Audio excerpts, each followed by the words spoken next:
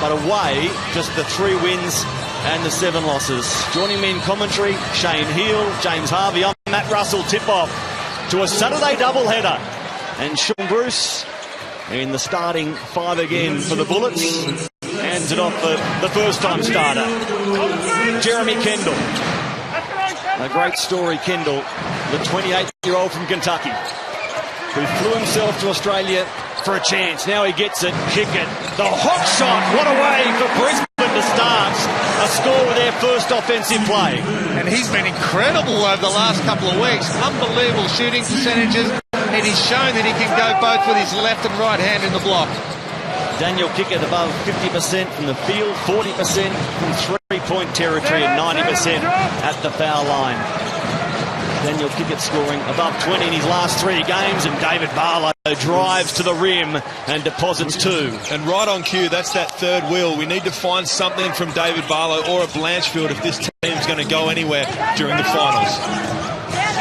I tell you, if I'm Jeremy Kendall and you're playing your first starting opportunity, and you look at the other end of who's defending you, and it's Chris Goulding, his eyes should light up, because Chris is the superstar of the competition on the offensive end, but his defense is not what he's known for, so this is a great opportunity for Kendall. A fantastic chance, which has been enhanced by the decision to let Jermaine Beal go late in this first season of Brisbane's return. Kendall turns around. It was well short, and Casper Ware runs the floor. Ware for 3. What a start, Casper Ware. Ominous signs early. Probably a bad shot early, but he's knocking them down. Who cares? He turned 27 during the week, Casper. In the mood to celebrate tonight. Torrey Craig. It's an upbeat start of 6 starters. Both teams score freely. And talking about that, halves, with the way Melbourne play, they give freedom to their superstars to come down, quick shoot the ball from 3 with Goulding and Ware. I like it, as opposed to the Brisbane Bullets, who want to work it through hands and take time off the clock.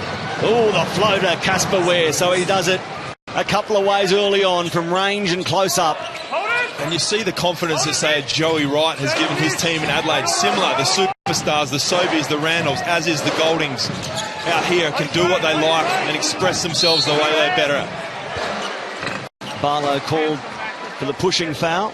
And that man, Daniel Kickett, doesn't he play an important role for them? For the first time in his career, he's had 20-point games for 3 in a row. 20 against Illawarra, 24 against New Zealand, then 20 last start against Adelaide.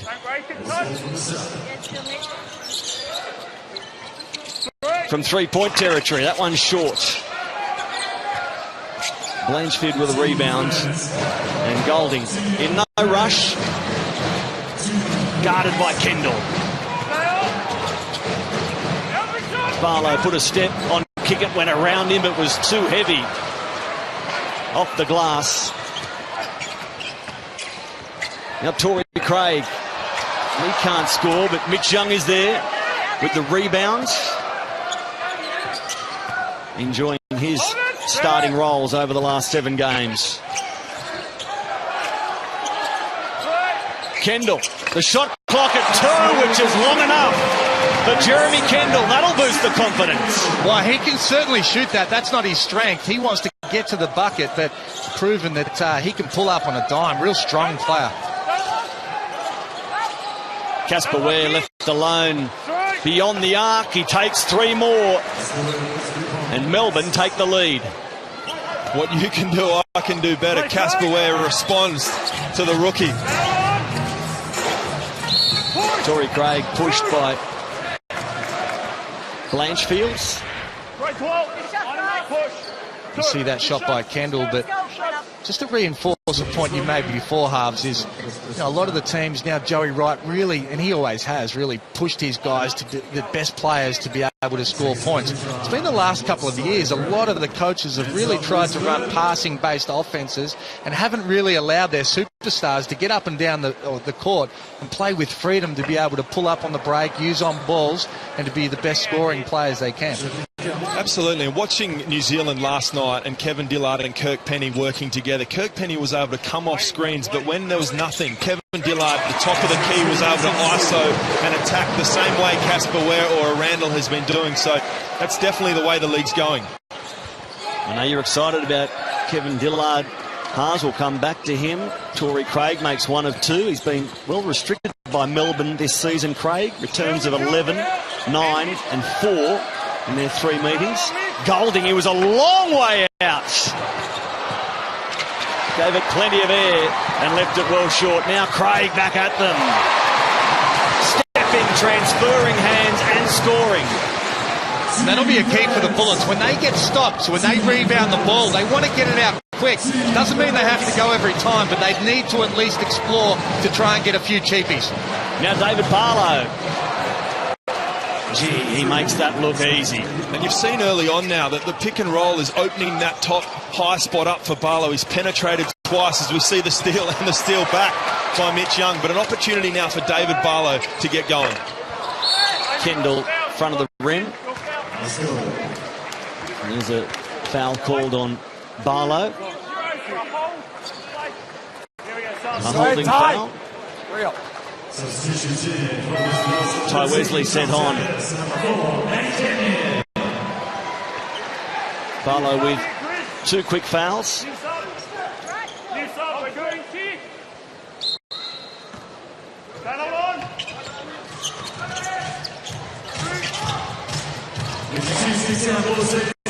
Melbourne by 3. Jervis can't get away from Majuk. And it's Melbourne's ball. The shot clock and some stern defence denying Brisbane. And there's no doubt that Brisbane Bullets tonight and Andre Lamaris, they have to junk up their defence, as you see here, try and slow the tempo down, because the way this game started, 13-10 halfway through the quarter, they're going to get run out of the gym by this quality offence. Todd Blanchfield left in the pocket to drain 3. And that's where you know as a defender, you have to understand the scout. You can't come out of the corner to stop penetration and open up an open 3 for Todd Blanchfield. He's too good from there. A man who had only 4 points against Cairns on Saturday. Kickett. Daniel Kickett rattles one home despite the persistence of Ty Wesley. So the series between these sides, the first game went to Melbourne by 8, the second to Brisbane by 10. As Wesley leaves that short, gets his own rebound, finds Majuk. So after the close battles in their first 2 games, then the Boxing Day blowout, the most lopsided game of the season. Melbourne 97, Brisbane 59. And just on that set, this is the 4th time early in that quarter where Casper Ware has come off the on ball and kicked it back to the man at the top. Ty Wesley took that shot then, but clearly the defensive rotation is either not being told to go or it's not there from the Brisbane Bullets. And you know, I don't mind that, Haas. If you're going to pick your poison, I would rather be having 2 people on Ware and then challenging a Ty Wesley or a Dave Barlow to be able to make those shots. Both of them are more than capable, as we've seen from Barlow, but they've got so many strengths to this team, you have to pick your poison sometimes and challenge them to beat you another way.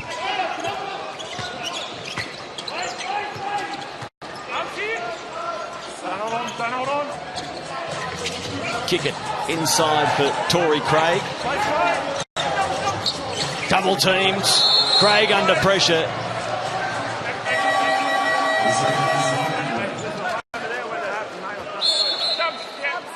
Call goes against Brisbane, much to the disgust of Andre Lamaris. The Bullets performing in a heritage singlet. A singlet that recognises their 87 and 90 grand final teams. Of course, it's 30 years since Brisbane beat Perth for the 87 championship, and the offensive foul on Casper Ware. Both Harves and I are waiting to see the replay. On first glance, though, it looked like Jervis was still moving. what an opportunity for Matt Kenyon lining up against Chris Goulding here. He's only 18 years of age, and that's what I was speaking about, why I think that's a good move for Andre Lemanis to move on with a player that he didn't think was part of the program for next year. Invest critical time for Matt Kenyon as we see this replay here. And I just hate, maybe it's a guard's perspective, but I hate it when you see bigs just get out, take a bit of contact and fall over. I don't think it's great for the game. And just quickly on that point about Jermaine Beal, I think it's fantastic that Andre Lemanis has made a commitment to his team that we are only going to have certain types of players who are going to buy into the system. And if you don't, not only are you not going to play, you're not going to be in our team. And as you're establishing a brand new team, and he's signed for the next 3 years, culture is such a critical part of it. Just his body language alone, Beal didn't look like he was fitting into the mindset of the way Andre's teams have played in the past and the way they want to play in the future. Here's Matt Kenyon on Goulding, the youngest contracted Australian rookie. Hammer mentioned his age, 18. Ruben Tarangi, nice pass for Goulding, left open. No joy for Chris. I think it's fair to say that was a missed rotation. Now Majuk bumping into Ruben Tarangi. He's too strong, but the ball rolls away from the target.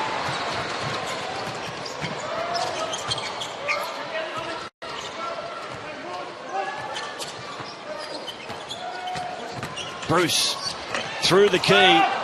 All that was lucky was the finish, and Goulding pulls down the rebound.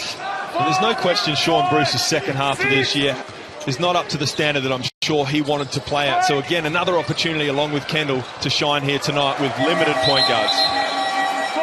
To prove that if he needs to sit out big minutes, they can win games without him. I'd be interested to know the mindset of Melbourne United, of whether they're making plans to try and get Casper Ware's side for next year. He's been exceptional, one of the leading scorers in the competition.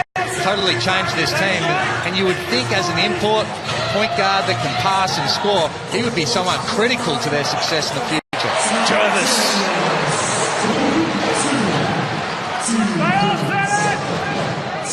Casper Ware raced to 8 points. He needs 26 tonight to become the leading points per game scorer in the league again. He lost it to Kevin Dillard last night.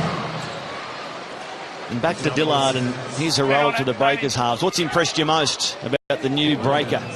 Just his composure. I mean, he's certainly a quality player, and he can turn the jets on and the handles when he wants, but he's really picking his moments, and he's also really focusing on getting Kirk Penny involved when he's going. New man on for Melbourne, Lassan Cromer. A 25-year-old out of Connecticut Uni. Same school as Melbourne clubmate Josh Boone.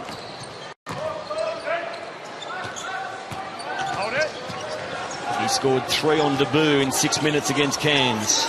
Lassan Cromer is Jervis. Feigns the handoff, goes it alone, and it rebounds hard back of the rim for Blanchfield to pull it down.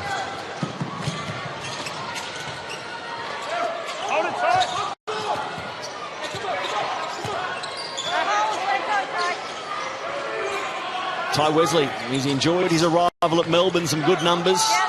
The bounce pass for Boone, now Casper Ware, the shot clock at 3.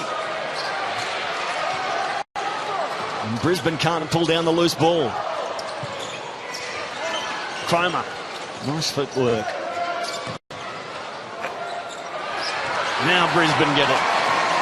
And sometimes I think when Ty Wesley's on the floor, they go a little bit too much to him. He's a quality back to the basket player, but when he's on the floor, they really only look to roll the ball down to him. You've seen 4 or 5 possessions now where it's been a focus and they haven't got anything out of it. So now they need to go to something else.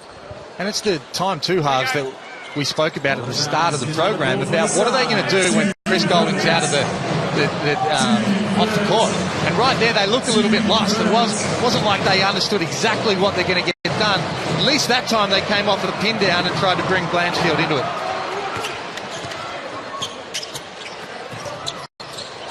Jeremy Kendall runs into Jervis, goes outside for Daniel Kickett, who fakes. finds Ruben Tarangi, who gives it plenty of air, a bit too much. It was short. The shot clock, 12 seconds inside the game clock. Late in the first, Casper Ware slows it down. Jeremy Kendall in his windscreen. Blanchfield puts it on the floor, loses it, gets it back and can't score. Tarangi. And Brisbane with 10 seconds left. Kendall pulls up for three. This will be a big finish to the first quarter for Brisbane. Back to within three. And Kendall is bouncing. That is the Entertainment Centre, the third game of the season at Boondall, if you like, for the Brisbane Bullets. They played Perth here in round one. And they beat the Wildcats by 7. Their next game was against Adelaide in round 8, where they lost by 18. There's a steal. Matt Kenyon up the floor, lays it up, plays it safe, and gives Brisbane a great start for the second. Great anticipation for the young fella. That's what he needs to do. Get in the lanes, get some deflections, as we see a bad foul on a three-point shooter of Chris Golding, but good anticipation from Kenyon. And I've been really impressed with him. He had a couple of good plays and possessions and minutes the other night in Adelaide, even though they got blown out. But he looks like a little bit of a greyhound. He can get out and run the break. He's got some nice moves when he penetrates. So as such a youngster, just play with some composure. I think he's got big things in front of him. Ruben Tarangi called for the foul that sends Chris Golding to the line. He misses the first. Here you go, Chris. Let's do it again. Over to you. He scored 24 and 19 against Brisbane this season. Last one.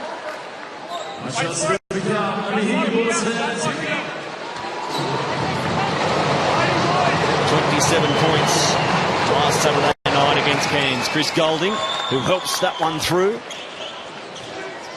makes 2 of 3. Kendall, Kickett and Kenyon. You've got to stay switched on in Brisbane.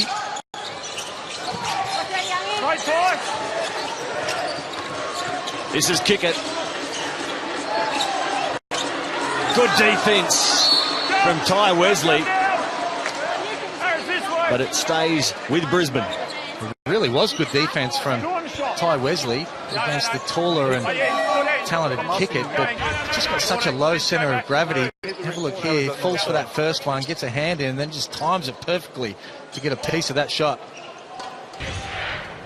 I think it's important to stay down with Kickett too. He does have a lot of moves in the post, a really underrated part of his game, a great scorer inside and out, and I've seen him catch a number of players this year with that little up fake and step through, so need to stay on his feet, but great defensive play. Kickett for 2. Mitch Young frustrated with himself. Almost able to keep possession for Brisbane. Instead, it's Golding.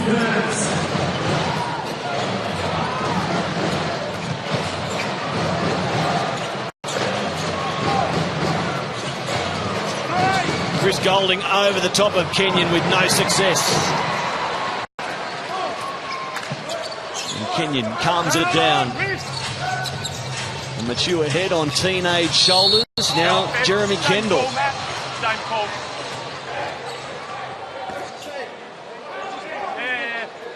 Hammer, I spoke last night to Steve Carfino about the officials and whether they'd start to officiate with a little bit more freedom to players or tighter as finals get closer. But it seems it's such cutthroat competition. Would you like it to seem more physical or them to blow it tighter? I'm happy either way. You just want consistency. I think as a coach, as a player, as a fan, whichever way the refs decide to do it, it needs to be like that from the first quarter to the last quarter and from game to game or week to week. So hopefully we continue to find that level. It's all fans ask for. That foul on Brisbane contributed to the illegal screen from Daniel Kickett.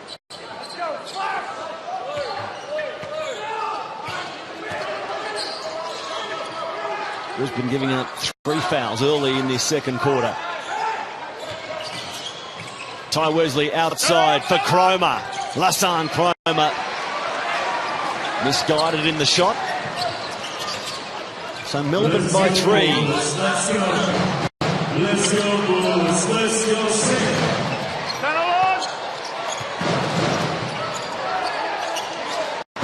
Brisbane significantly undermanned. The same could be said by about the injury hit Melbourne United, but perhaps not so significantly, at least at this point in the season. Adnam for Boone. Good ball movement by Melbourne, but they turn it over.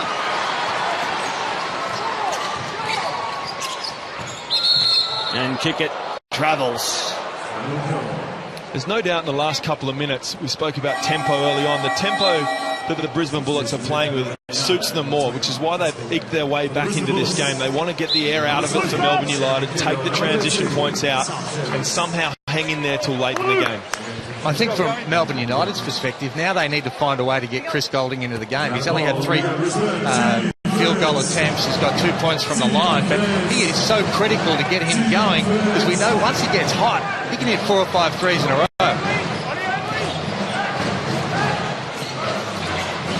Wesley for Casper Ware. He can't make a drop from three-point land. After a slick start to the game, they're a bit clunky in the second as Sean Bruce heads baseline outside for kick it. Spinning and one. It was a great move. It looked like he got away with a little bit of a travel of the pivot foot on that spin move, but as Harv's called before, great up fake. He's good at being able to do this. There was a little shuffle there, but he still was talented enough to be able to make it and get the and one. Melbourne have started the second quarter 0 from 4 in the field goal department. Brisbane now 2 of 6. So 2 of 10 between them after barely missing for the first 2 minutes of the game. Whiting. Kickett takes full advantage and locks us up at 22.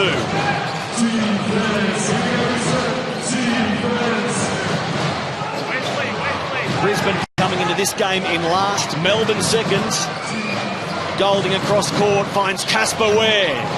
He misses consecutive 3-point attempts. 0 of 5 field goals for Melbourne in the second. Now Casper Ware, pick-up decision, no foul. So you're sitting on the fence? No, I'm not. I'm going with halves. 2-1, hammer, you lose. Well, what about Mitch McCarron, though? All he had to do was miss the free throw, tried to bank it, and it went in. You wouldn't read about it. Twice this season against Perth, they've tried to miss a free throw and nailed it, and ultimately paid the price. Add 2 wins to Cairns' tally, and wow, Aaron Fern is sleeping much better. Andre Lamanis might sleep well tonight if Brisbane can build on a 2-point lead. They trailed by 3 after the first. They've worked hard in the second. It's narrow, but at least they're in front.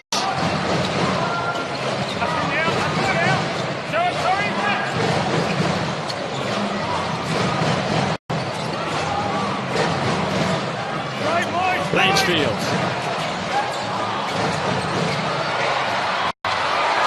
Jeremy Kendall keeps it in play. Down the key, works hard and scores. That's when he's at his best in transition. If he gets the open floor, he is so dynamic about being able to get to the basket. It all came from the good defense of the Brisbane Bullets. And there's no question the Brisbane Bullets can't score enough points in the half court, so they need to generate some points in transition off their defense. Fantastic work then as Kendall gets caught reaching his hand in, but they have to find a way to score more points in transition off turnovers. So far, so good. Melbourne have now missed their last 11 shots. Kendall goes for a breather. The man who will forget the fact he played in Morocco and Switzerland. He played with Toowoomba in the QBL, averaging 30 points per game. Bendigo in the Siebel, averaging 28 points per game, where he was league MVP, grand final MVP. Playing with Brisbane now, Nate Tomlinson says, stop the rot. Let's score. 11 misses, 1 make. I think the thing about Kendall too is not that he's just put points on the board, but everywhere he's played, he's made his team better. Toowoomba's never finished in the top 4 in the QBLs. We see big 3 from Torrey Craig. And then same with the Siebel, for him to go down there and win a title. Just good stuff.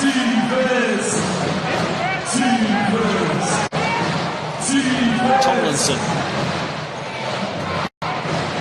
He hadn't scored in his last 2 games. Well, he scores early in his action tonight. Golding steps back, scores. And everyone's got to have a step back, but none better than Chris Golding, especially going left.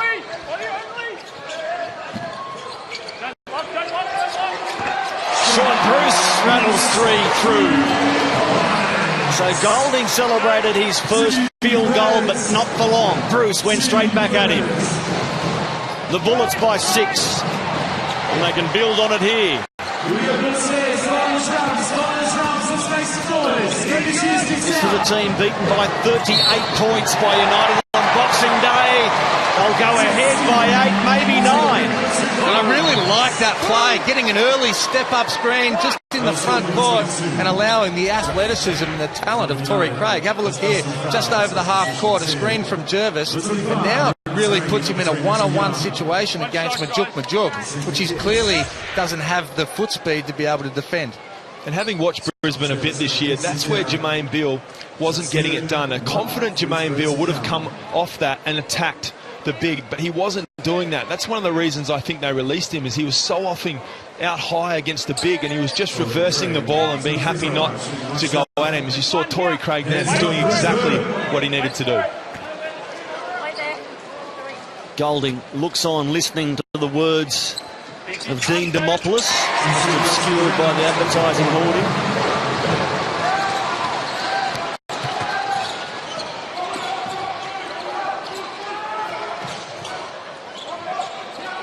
Nate Tomlinson left alone to line up again without success. Mitch Young with the rebound, and they keep the ball just. Mitch Young big on the boards at times tonight, fresh from a season-high 9 rebounds against Adelaide on Thursday. Here he is. The hook shot over Majuk. Rims out. This is a really dangerous period for Dean Demopoulos to have both Chris Golding and Casper Ware off at the same time when you're down 9 on the road. Cromer spots Blanchfield. And Blanchfield keeps this dry patch going. Brisbane are down 18-6 this quarter. 2 of 11 field goals in the second term. Now, back to your question before, whether I wanted soft or played harder, that is just a soft foul that does not need to be called. Sean Bruce was coming off. It actually was a disadvantage for him, who was coming off on an on-ball screen, and he would have had the opportunity to make a play or hit a shot. Hammer, one of your keys for Brisbane winning this game was winning the rebounding. They're ahead 18-11. Courtesy 4 from Kendall, 4 from Mitch Young. 3 from Ruben Talangi.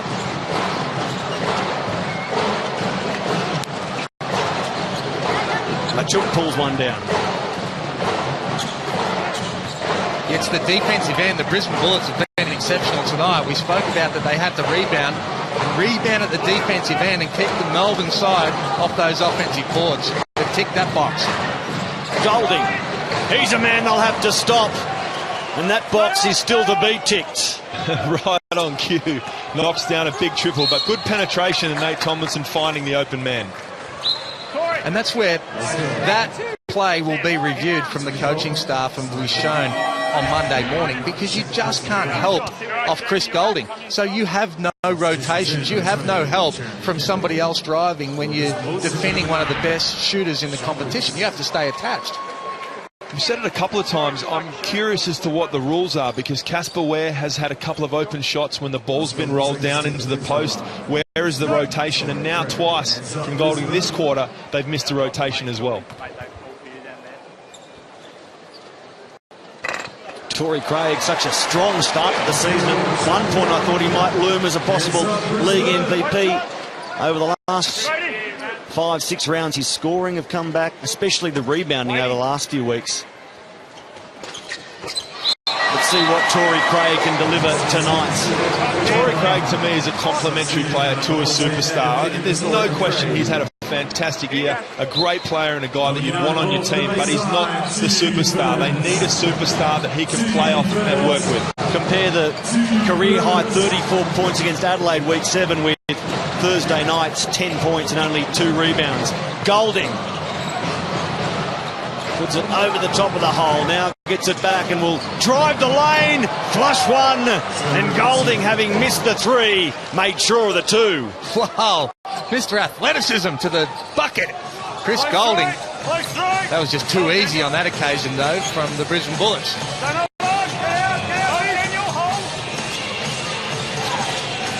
Brisbane by 6. Ruben Tarangi spins in heavy traffic. It bounces away, kick it, scores, and will go to the line for one more. Wow. Merry Christmas, Daniel Kicken. You get one as a little Christmas present. No foul there. One that just needed to be let go. But they have to find ways to score. They're not going to get it done in just the half court, as we see Chris Golding get up.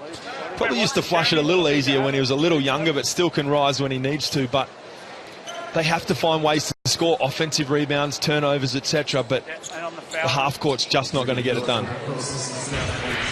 This man, Daniel Kickett, has led Brisbane scoring in 5 of their past 6 games. He's on track again with 11 behind Torrey Craig's 13. Well, that was a good effort from Kickett too. For his size, he's a really bad rebounder, only 3.8 per game, and he's been like that his whole career. But he's really evolved this year of being able to play inside and out. And if he can get some offensive boards and contributed on the defensive rebounds as well, he becomes an all-round player.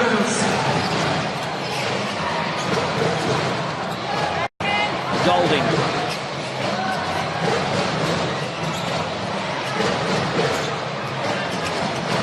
Boone in support. He copped a bump from Ruben Tarangi, and the whistle comes as a result. And that's what happens when you're playing off pick and rolls against somebody like Chris Golding. He just attracts so much attention that the big guy has to commit to him. Boone rolls to the basket and collects a foul on the rotation. So Chris Golding, as you can see on screen, has scored 9 of his team's 11 points this quarter. They led by 3 at the first break. They're down by 8.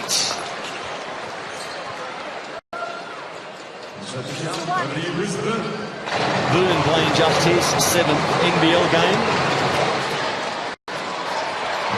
Another rebound for Mitch Young.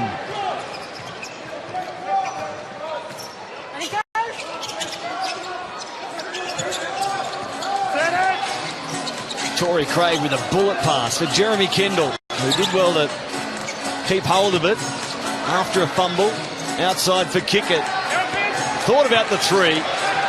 Goes inside, spinning left and right. The shot clock was against him. And Boone settles for Melbourne.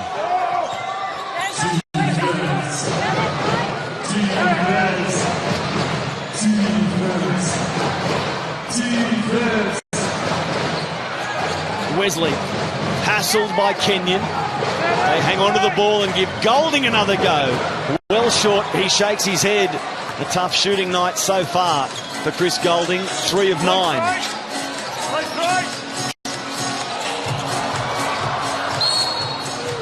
And Melbourne will inbound the ball.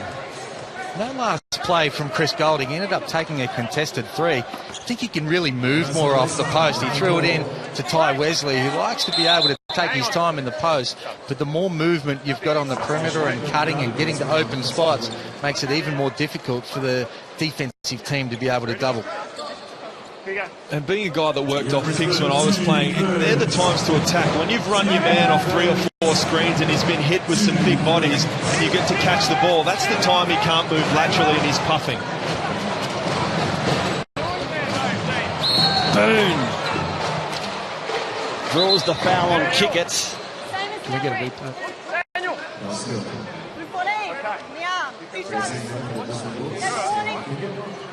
Just a great pick and roll again from Chris Golding. You see that time, he just creates so much attention off those pick and rolls, and great little bounce pass, wrap around pass to Boone, who's the beneficiary. Position you're bending over. I couldn't tell what was going on there.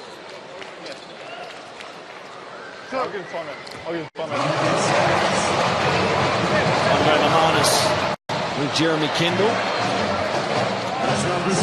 40-32 late in the first half. Boone has made a solid arrival in the league, averaging nearly 7 points per game, 8 rebounds. Made his debut against the Bullets Boxing Day with 7 points and 10 boards. Now Torrey Craig. Well, Brisbane haven't had any problems in the first half over the last 5 games. They've been in front 4 times. It's the second halves that they've really struggled with, so good start for them. They'll get another opportunity to be able to work their way through this in front of this big home crowd. That's a loyal home crowd, because I mentioned I've lost 6 of their last 7. Their only joy in that run was against Cairns on New Year's Eve.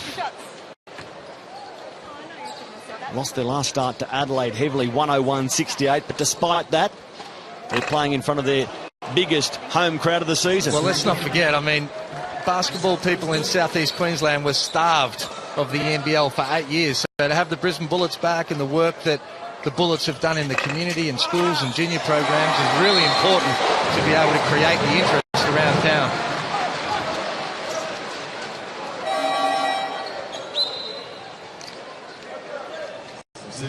We'll have a chat to their general manager, Richard Clark, at half-time and get his reaction to the day that has seen Jermaine Beale let go, but on a positive note, a big crowd come out.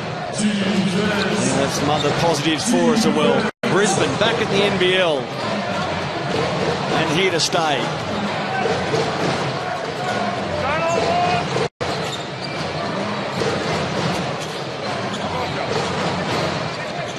Where trying to shake Kendall, goes past him, the floater is short, Jervis with the rebounds. 10 seconds left in the half. Craig gets the feet going. But to Half's question, I think you're trying to win every game you possibly can, but you're also treating it as a rehearsal to be able to win the ultimate goal, and that's win a championship. And I think, you know, they've already proven they've got 2 superstar scorers, but they certainly need to bring other people into the game. They're shooting 23% from the three-point line, 5-21, and now's the time to be able to rehearse that and get results. We saw the Brisbane crowd at Boondall. General Manager Richard Clark delighted with the audience's Bullets have attracted this evening, despite being off a heavy defeat, despite sitting last, and Casper Ware shows his intentions for the second half. And we start the second half the same way we started the game.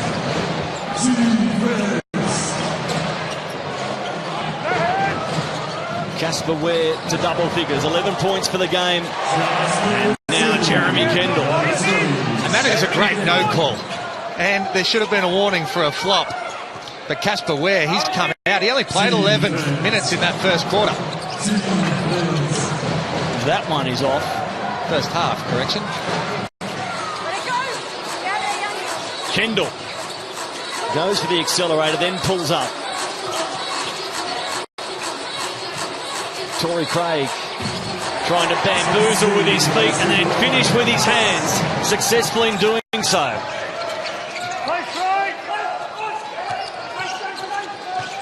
Barlow puts it on the floor, penetrates, and Majuk can't keep the rebound.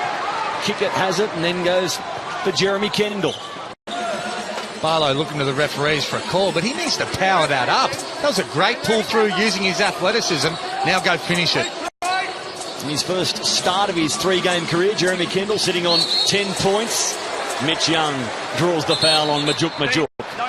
And when I asked Dean Demopoulos at half-time who that person is, I think personally it's David Barlow. You see there, as he did in the first half, had an opportunity to rip through and finish. He's an athlete, he's a big guy. He missed it in the first half, did then. But if they're going to go anywhere, I think, in my opinion, he's the guy that needs to step up. Well, one key player that looks like they're going to be coming back soon is Dave Anderson. And it sounds like either next week or the week after, he'll be back in the lineup, which is perfect timing because you really want to get another 3, 4, 5 games under your belt before you go into a 3-game series in the finals. Well, David Anderson went down December 9 with that knee injury, originally ruled out for 6 weeks. So January 21, there we are, about 6 weeks. Any game, expect to see big David Anderson warming up. And he is a winner. He has won everywhere he's been in Europe for his entire career, even from a junior playing at Kinder Bologna and in a whole range of different countries. That sort of experience in finals is critical. And you could build an argument that he has had the best career of any Australian ever across the board. I think it's a very good argument too, and it wouldn't be hard to really be able to put that one forward. You'd win that argument, no doubt. Golding for Blanchfield from the corner. Just as Brisbane had opened their biggest lead of the game, enter Todd Blanchfield. And when will teams learn that he likes the corner 3? Torrey Craig, does he like the long 3? A bit short, Boone with the rebounds. And do they look for David Barlow, the man you mentioned, halves as your preferred third wheel? He's off a game against Cairns where he had 7 points and a season-high 8 boards. There's a big crunch on the back for Golding. Just knocking the wind out of him. Yeah, David Barlow, so against Cairns, 7 points, 8 rebounds. Before that, a season-high 14 points against Adelaide. So over the last few games, the signs are there that I'm happy to be the next wheel. See, I like that foul from Torrey Craig. I know you're talking about Barlow, but that was a really good drive from Chris Golding. He's one of their stars. He gets that shot up. Torrey Craig comes from the weak side, just crunches him. Says, you're going to drive through here. You're going to get a little something to go with it. I'm still looking at those socks of Kendall. I think the only people in this building that should be wearing those socks are the cheerleaders, Matty.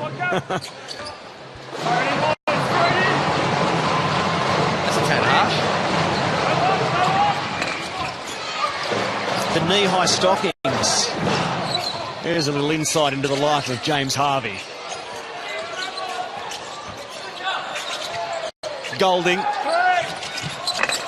Barlow was left in the same position Blanchfield was, but couldn't come up with the same finish. Maybe Golding can do it. Hard off the rim and another rebound. This time it's Boone collecting. That's what we spoke about with the defensive rebounding from the Bullets. They need to attack. Casper Ware! He gets crunched by Torrey Craig. Who got value for money on that one, as Hammer said earlier. Not giving anything up at the rim. They've probably had their physicality questioned this year as you see Torrey Craig come across again and make Casper Ware earn them. Well, it was left hip into Golding, right hip into Casper Ware, and I'm happy to report that the Cheer Girls look absolutely fantastic without those knee-high socks that James Harvey is plumbing for. Just one here, wait. I know Hammer always travels with a set.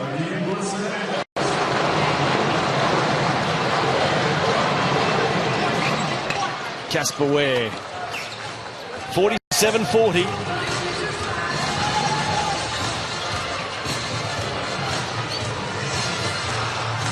We're leading Melbourne's scoring, but with a modest 12 by his standards of 4 of 10. Barlow climbing high to collect.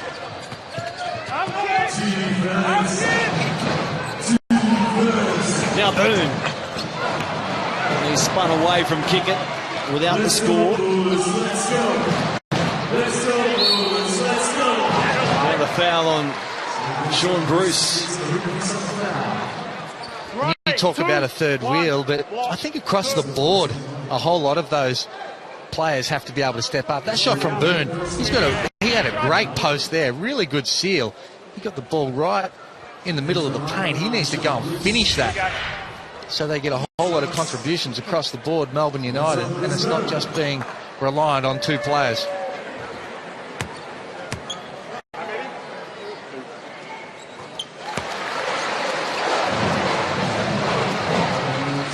One here, wait for it.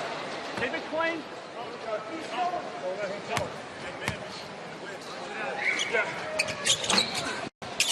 Bruce makes 2.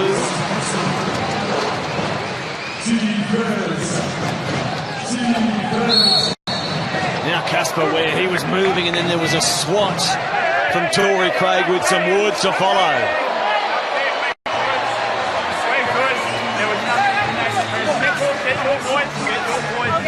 And I love the intensity of Tory Craig, but that's 3 fouls in quick succession here, and finding himself most likely on the bench very shortly. They can't afford to have him out of the game if they're going to win this. I think too for Tory Craig, he doesn't need to get up and in. He's such an athlete. He's about 6'7". He can give space to Ware and still be able to contest his shot. And you're right. Now that's 3 fouls for Tory Craig. He's critical for this team if they're going to go on and win it. And Andre Lamanis is allowing him to continue to play right now.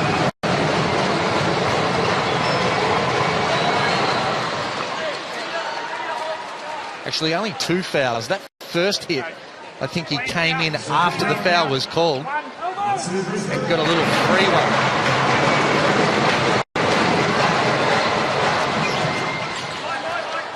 Harves, you mentioned that Melbourne have the most 3-point attempts in the league. Brisbane the fewest. Well, Brisbane have had as many tonight as a team as Golding has had individually. They're 4 of 8. Golding is 1 of 8. Again, they prefer up close to the rim, and Tommy Jervis does the job. And on that point about the Melbourne United team, tonight 26 of their 40 field goals attempted have been from behind the 3-point line. Yes, they have some great shooters, but I'd like to see that be a little less than what it is currently right now. Well, I think even within a game to be able to adjust. So if you're not making, you have to show that you've got more strings to your bow, and that's where they need to pull through and create and try and... No Jermaine Beale released by the Bullets. Why hasn't it worked for a man who's achieved so much in the NBL in his first season at Brisbane? I didn't think it was a good compliment from the start. I thought the combination of Adam Gibson and Beale together wasn't the right combination. I felt like they needed a guard that could make plays off the dribble, a Casper Ware, a Dillard, whoever. One of these dynamic point guards, because Gibson's such a good catch-and-shoot 3-point shooter, they haven't had enough penetration and pick and rolls. Jervis. Here's Kenyon driving unsuccessfully. The defence did enough. And Casper Ware comes back at them.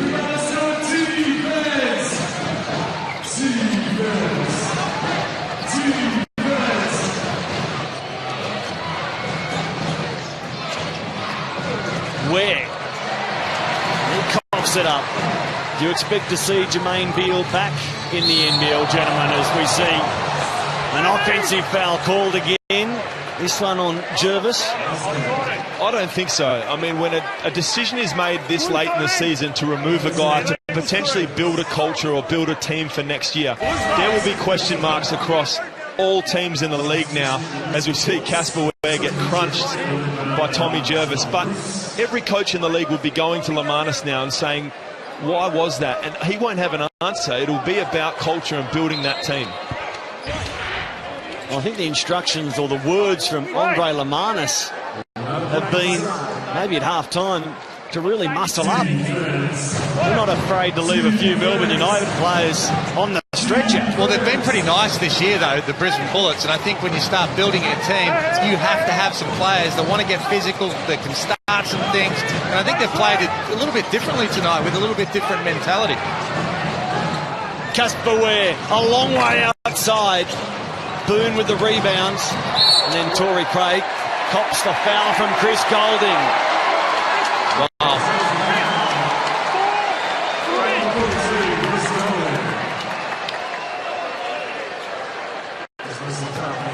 See, that's 2 guys going for a loose ball. That's a 50-50 ball. I'm not sure how that's a foul on Chris Golding. To me, whoever it came off last, the other team gets it. And that's 2 guys just competing at a high level, both going for the ball. I think that's play on, or whoever that was off, give it to the other team. Melbourne, perhaps, should have the ball in their hands. Instead, it's Craig. But Jeremy Kenyon. Now Jervis works his way to the rim and dunks Great drive from Kendall. Pulled through hard, drew that help. And the presence of Mime, the little pocket pass to the big fella who flushed it. They mean business Brisbane, and that means trouble for United. Down by 13. The team sitting second in a congested top four. What does the next quarter and a bit mean for them? Here's Brisbane again with a stop. Now Torrey Craig, ball behind the back. All that was lacking was the buckets. See, I don't like that last possession from United at all. I spoke earlier, Ty Wesley is a good back to the basket player, but all the action stops when he catches the ball. There's no movement on the weak side, and the tempo of the game slows right down. It does not suit Melbourne United at all.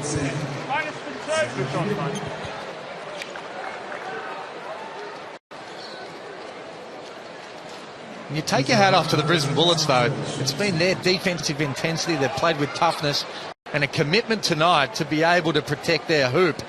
And that's really translated to some easy points at the other end. But you know, there's question marks over this Melbourne United. Like most teams in the competition, how are they going to play in a tougher 3 and 5 game series come the playoffs when the scores are a little bit lower and it's not as up and down as what it is in the regular season?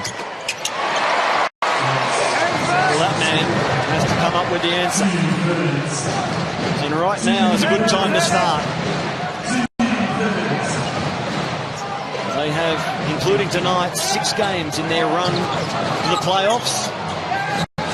4 of them on the road. And the foul called on Torrey Craig, who reaches in and says that is not a foul. 2, 10, 3. Oh, it didn't look like a foul from where I'm sitting either, but we'll see it on replay.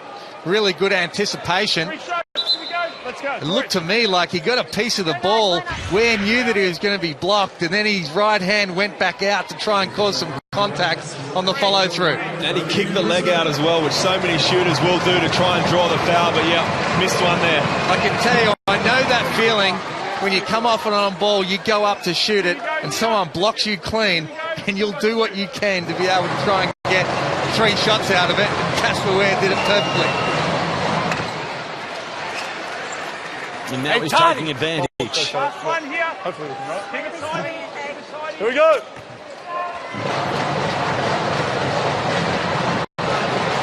Pegging back the deficit, 1 by 1 by 1, 56-45. 3.5 left in the third.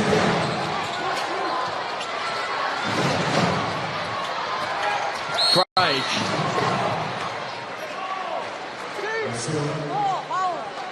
The holding foul called on Melbourne. Let's go. 2 shots. 2 shots for the Brisbane Bullets now. Here we go. And if they can get up tonight, this is the exact sort of win that Andre Lamanis wanted. When he released a guy like Jermaine Beal with Adam Gibson, Petrie and Besto all out, and these young guys getting opportunities, these are the sorts of games that you can start to build your club around next season.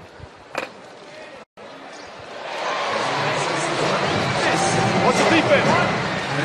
And for Melbourne United, you know, if they can get out of this game, this trouble they're in on the road, they've shot 27 threes, as you mentioned before, only 16 twos. That's too lopsided when you're only shooting 25% from the three-point line. So they need to learn from that as well, put themselves in a situation to be able to solve this crisis they're in, and then use that when it gets to finals. Say, we've been there, we're down before, and we came back, and this is what we did to be able to get out of it.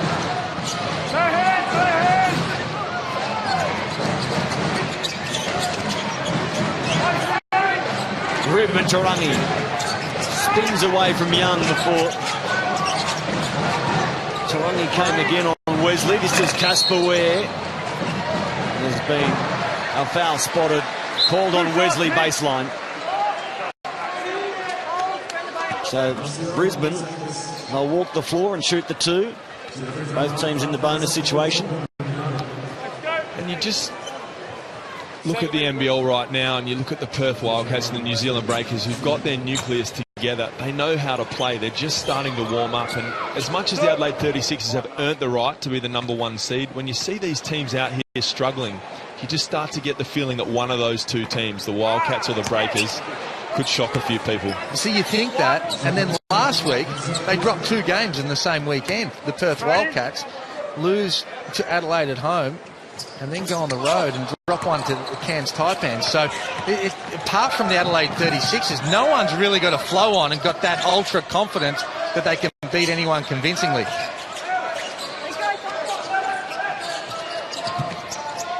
Ty Wesley.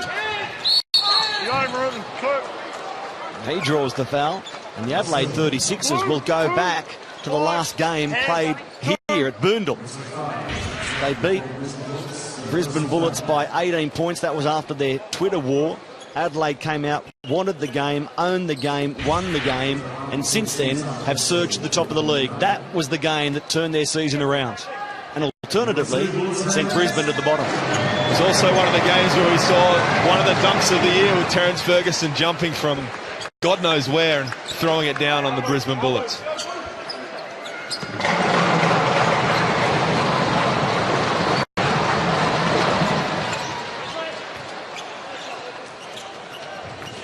Maybe Melbourne can do something similar if they can climb out of the hole. Down by 11. Complete this bounce-back win. Well, now the key is, though, they're going to have to continue to control the tempo like they have against this lineup of Melbourne United that we know are so talented. They're coming. They've got bigger fish to fry in the future, so they need to get this win. The difference for them, a win here and a loss here tonight, could be the difference of having home court advantage. And if they lose this game, they will have well and truly poked themselves in the eye. Kendall, Bruce and Kenyon getting good game time without Jermaine Beale, although there's a turnover. Bruce throws it straight to Josh Boone. Cromer puts it on the floor for Ty Wesley, but he hands it straight back to Kendall.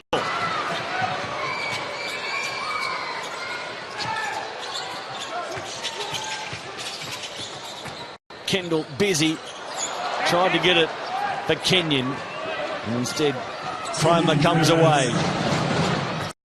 Lassan Cromer in his second NBL appearance.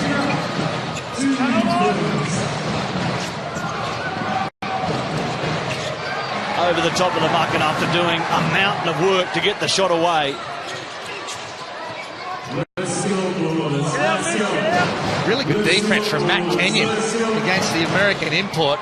Good job. Great experience for him getting these critical minutes.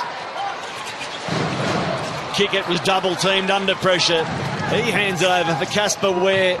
The long pass for Wesley now. Blanchfield left unguarded to drop 3. Do you reckon he likes the corner pocket 3 or what? 3 straight turnovers from the Brisbane Bullets. He'd be good at billiards. Here's Bruce, Melbourne on a 7-point run. Stopped by Daniel Kickett with 1 more to come. And that's an important play because there's no doubt some mental demons from what happened last week with the New Zealand Breakers at the Convention Centre. They had no business winning that game against the Brisbane Bullets with Kevin Dillard counting down the clock and hitting the clutch game winner. But they do not want this to be a 2 or 3 point game late in it. Well, they lost momentum, didn't they? 3 straight turnovers, and then Sean Bruce gets his shot blocked. Little fortuitous. He got the advantage there. I'll get that out from the big fella Kickett to be able to put it in. Fortuitous. Thank you. Harvard halves, can you spell it? Write it down a few times. Here's Casper Ware Great finding his way through. 3 years of my life, halves.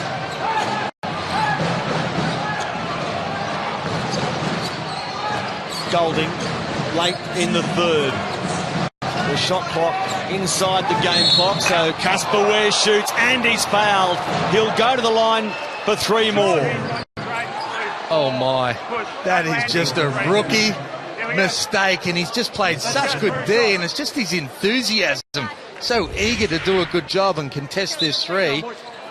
Just didn't need to go that far to be able to get contact afterwards. Oh, I think you're being generous. There wasn't a lot in that.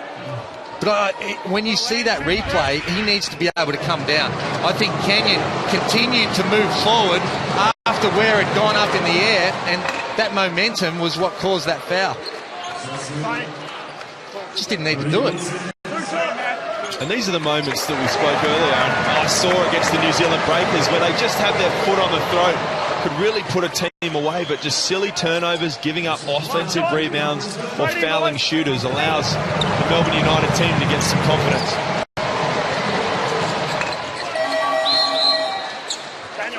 Casper Ware goes for a breather as Nate Tomlinson enters.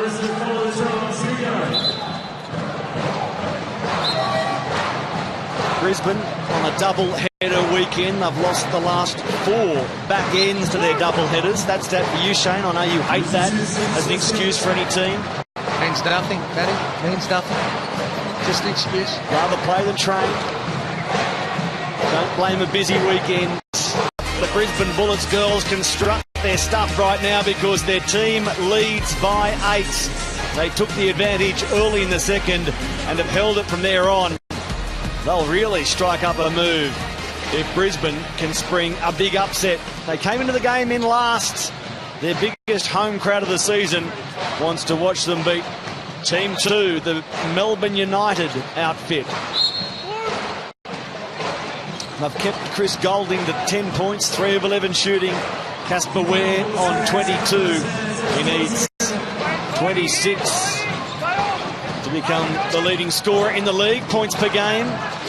Again, Torrey Craig gets the ball back. Elects for Kenyon to have a go. Matt Kenyon outside for Sean Bruce.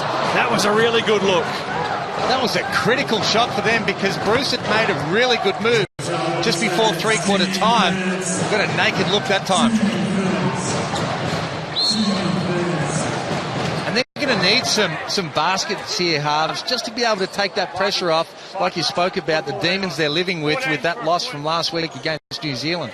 And I like the fact that Matt Kenyon was quick and attacked the hoop and created something for his teammate. He needs to stay aggressive. Didn't play a lot the other night, so maybe not the demons that the rest of his squad has.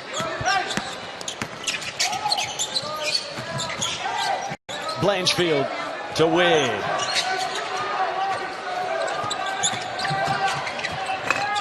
Another floater falls. Not as crisp as a couple earlier, but they're worth the same. Much better mindset from Ware, again attacking the paint, which is going to open up his teammates. When he starts driving and they rotate, he'll create easy shots. Mitch Young, straight back at Casper Ware. Similar shot, same finish. That one a little sweeter. Not an overly convincing possession there by the Brisbane Bullets, but still got themselves 2 points and a bit of breathing space.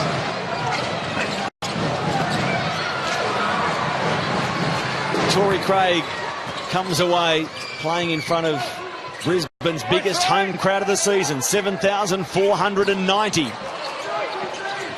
Can they get the Bullets home? Ahead by 8. 8.5 to play. Barlow, that shot off. Kenyon looked up, saw Torrey Craig calling for the ball. Now Young. He peels back. Plenty of determination again from Mitch Young tonight. Now 1 second on the shot clock, it beats them. Both teams have really struggled with their execution in the first 2 minutes of this fourth quarter.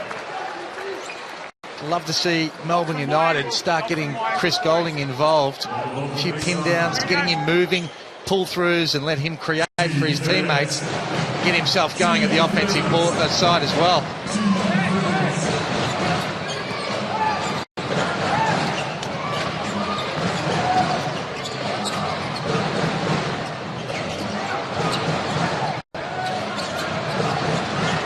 Ware penetrating again successfully. There's his 26 points. I'm just amazed by the ability of these smaller point guards, not only to get to the rim, but then to get under and finish on some of these bigger shot blockers. And shield themselves with the rim or be able to feel contact and hit floaters. Some really great interior scorers in this point guard crop. And a few of them are on that list of league's leading scorers. Ware ahead of Dillard, Randall, Cotton, Prather. It's an exciting list. Kick it. Left hands. Terrific up fake from Kickett. You have to respect his three-point shot. Got them out of his stance, and a really good finish against the contested D. Now Golding. And that defense just isn't good enough from the Bullets. You see your big man Kickett isolated on the wing and a rip through. Somebody's got to meet Chris Golding at the rim.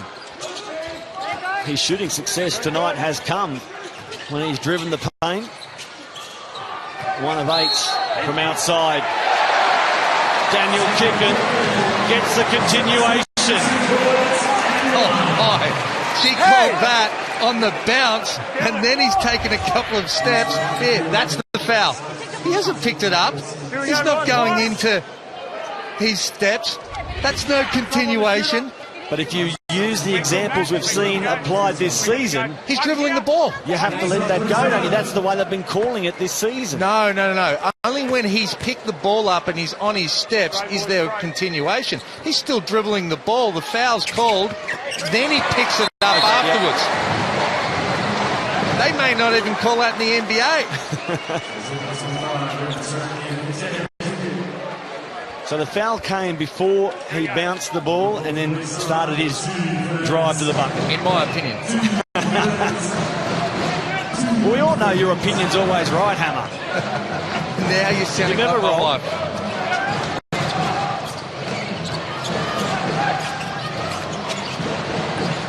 Ware for Boone. The height of Boone prevails. 70-63. Casper Ware starting to wreak havoc off that high on ball. They're going to have to change their defense up quick, smart. Sean Bruce.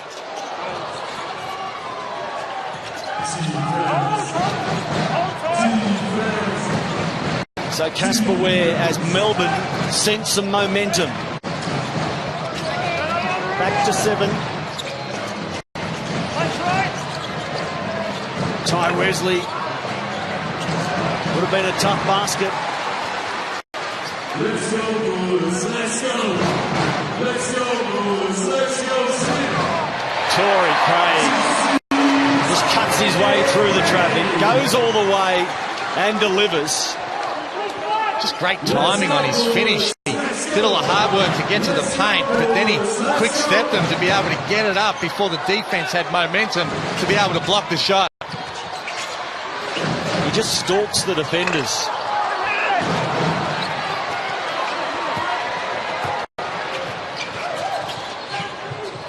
Bruce for Tarangi, who is positioning himself more for the rebound than to catch the ball and shoot. And Sean Bruce will be kicking himself on that one. Little pass fake. He had a wide open 8-footer and should have just drilled it. And to make matters worse, Golding goes at him and scores at the other end. Not convinced Chris Golding is 100%. His movement looks a little hindered. There's a grimace on the face regularly. We'll keep our eye on Chris Golding and that ankle. Great take from Kendall. Again, used that quick step. Didn't give the defense a chance to wind up and just got it off the board quick. That's his game, getting to the hoop. Golding turns and shoots. Definitely favouring. Spread with hands open with the 5-man. Whoever the 5-man scores, you understand? All right, there we go. Dean Demopoulos in his office. Yep, straight after this one we go to Adelaide at home against Sydney. A big game for the Kings. Can Adelaide keep their roll going? Top of the league. We'll be finding somewhere to settle in and watch that game. Great television. Hutto and Steve Carfino over there calling that game. That'll be a cracker and a really, really pressure game for the Sydney Kings. They need to be able to sneak one. They've certainly got the talent to be able to get it done, haven't they? They do, but I haven't liked their body language over the past month. Some players are clearly struggling more than others, but they're not up and about like they were at the start of the season. Whittington's not up and about. Lish looks tired. Powell haven't liked his body language, so they need to turn that around quickly. Casper Ware pulls up for three. Torrey Craig fights to keep the ball. It will be Melbourne's possession as Craig lands somewhere unbeknown. Live by the sword and die by the sword. Out on Brisbane, good hustle as he gets a little spot under the media bench. Front row seats. Why go home with Torrey Craig's footprint on your forehead?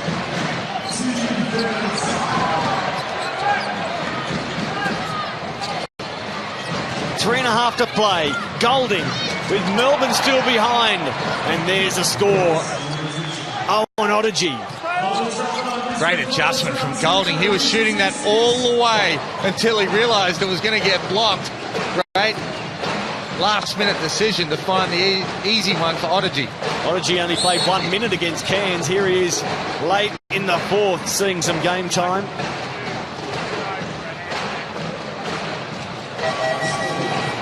(76-67). And I think this is a real opportunity now for a Torrey Craig to stand up and see whether he can deliver a win, but also Jeremy Kendall, who hasn't had much time and certainly wasn't on the floor when they choked against the New Zealand Breakers. So there could be two guys right there that can pick up the slack and get them over the line tonight. Craig unsuccessful, and Kendall can't keep it in.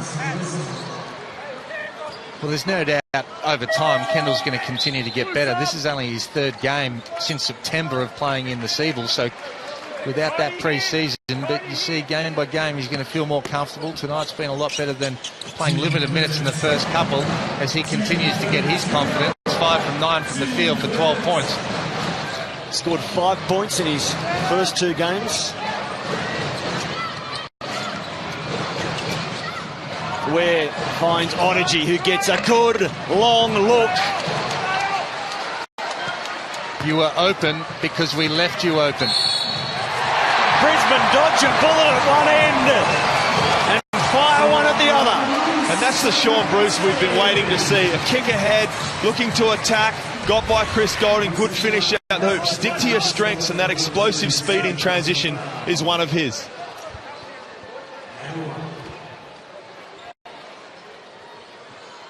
The crowd liked it.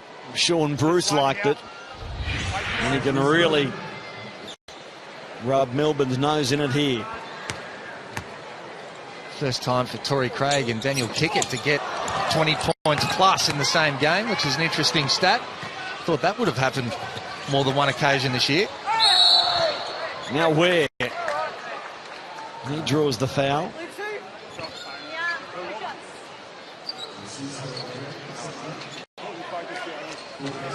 This big Brisbane crowd goes quiet. They want to celebrate a win. They know it's not in the bank yet. It's 78-67. Just under 2.5 left. And Casper Ware in the mood to explode. But can he? They've struggled to get on that big run required to shut the gap since early in the second. And if Melbourne go down tonight, this is the second time they've lost in Brisbane. And there's got to be question marks about their ability to be able to win games on the road, especially when the scores are lower. And the sad thing is, I think every team there's question marks hanging over the top of right now. I thought Illawarra were going to cement second spot, and they haven't been able to. The Melbourne United team are wavering, so apart from the Adelaide 36ers and maybe the New Zealand Breakers are two form teams at the moment. 2 seconds on the shot clock. Kickett has to fire and does it well.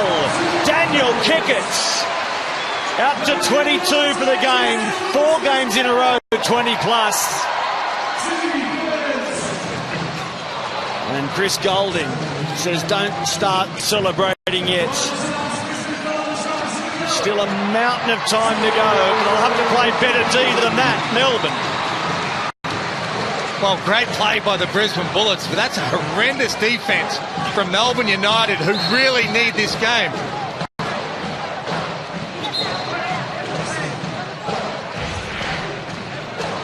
Bit of frustration for Casper Ware, as there was a wild swing here from Tommy Jervis. Missed the ball and thankfully missed Casper's head as well. Well, based on the last time there was continuation called from the young lady, that's got to be 2 shots, yeah? Maybe she was listening to Hammer. And they've called it from the base.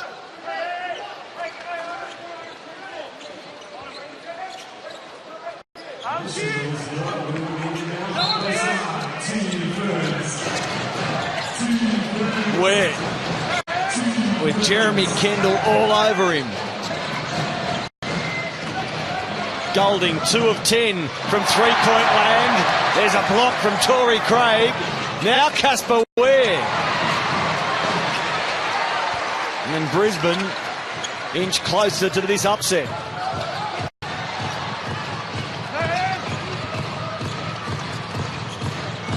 Kendall. For Jervis. It looked clumsy. But no one at Boondall cares. Up by 13 inside the final minute now.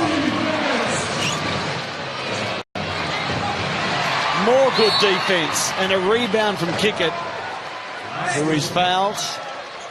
And this is just a great win by the Brisbane Bullets. I walked in here tonight fearing for their life, to be honest. I thought Melbourne United were going to blow them off the court with their offensive firepower and lack of scoring for the Brisbane Bullets. But they fought hard, they've got stops, and they've managed to run the floor when they've needed to.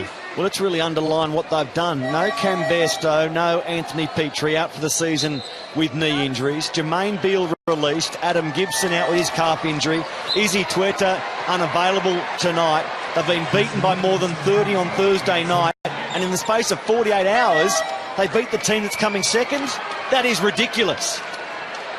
Well, it's a testament to Andre Lamanis and his coaching staff and the players that have bought in to the culture that he's trying to develop. And again, they've got a much bigger picture in mind. If you start a new club, he understands the pathways and the foundations that really need to be laid. And this is a really good example of that tonight, of when you get a committed group together that's prepared to dig deep, play the defence and play together, anything's possible. 85-71. Becomes 86. Daniel Kickett having quite the game. 24 points. He's had an equal season high 8 rebounds. For the first time in his career, Kick with 4 20-plus games in a row. Kyle Adnam runs into a big block as well. And this is a great opportunity for Daniel Kickett to stand up and show he can be the leader of this team. Last week, he was 9 for 9. This week, another 20-point performance, and defensive efforts like that. Doing it at both ends and doing it brilliantly. Torrey Smith-Milner on for Melbourne, as is Adnam. But their combination encounters the same problem as the rest of United's players. Unable to score as they would have liked. And now Brisbane fans sense something special.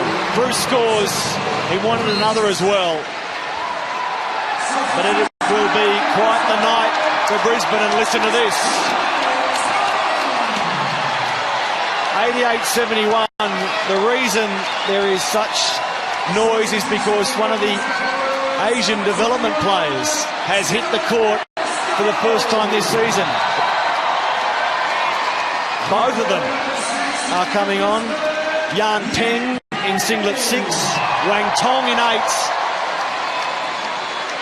Bo Lu became the first Asian in the NBL earlier this season. There's numbers 2 and 3. Yan Peng, Wang Tong, congratulations. There's a foul spotted. The basket waved away.